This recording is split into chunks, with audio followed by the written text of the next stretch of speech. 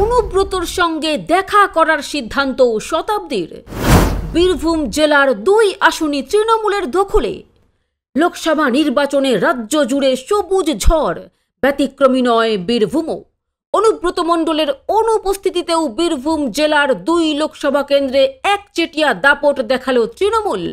বীরভূম লোকসভা কেন্দ্র থেকে চতুর্থবার জয়ী হয়েছেন শতাব্দী রায়। ফের একবার তাকে সংসদে পাঠাচ্ছেন সাধারণ মানুষ।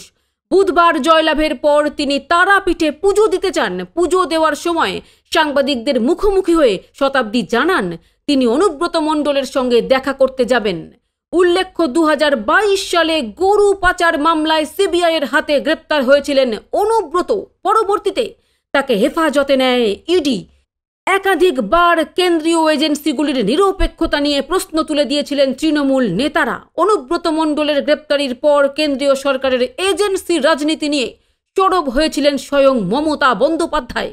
পাশাপাশি 2022 সালে সেপ্টেম্বর মাসে নেতাজি ইন্ডোর স্টেডিয়ামে দলের সভা থেকে মমতা বন্দ্যোপাধ্যায় বলেছিলেন কেষ্ট কি করেছে, রাজনৈতিক চক্রান্তের শিকার তিনি।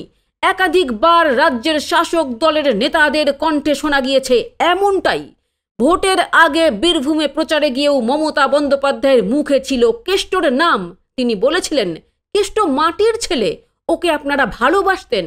আইন আইনের পথে চলবে।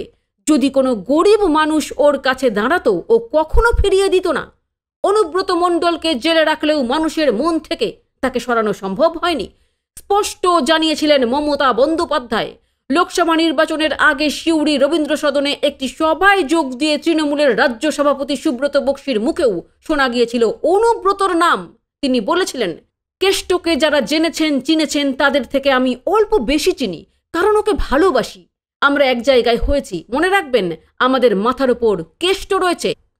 সব মিলিয়ে প্রায় 2 বছরের বেশি সময় ধরে অনুব্রত মণ্ডল বীরভূমে অনুপস্থিত থাকলেও তার উপস্থিতি জেলার রাজনীতিতে ছিল এবং আছে এমনই মনে করছেন মহলের একাংশ। এর আগে তৃণমূলের একটি প্রতিনিধি দল অনুব্রত মণ্ডলের সঙ্গে দেখা করার জন্য তিহারে গিয়েছিল। এবার বীরভূমে চতুর্থবার জয়ী হয়ে অনুব্রত মণ্ডলের সঙ্গে দেখা করার ইচ্ছে প্রকাশ করলেন শতাব্দী রায়। ব্যুরো রিপোর্ট, উত্তরের জ্যোতি নিউজ।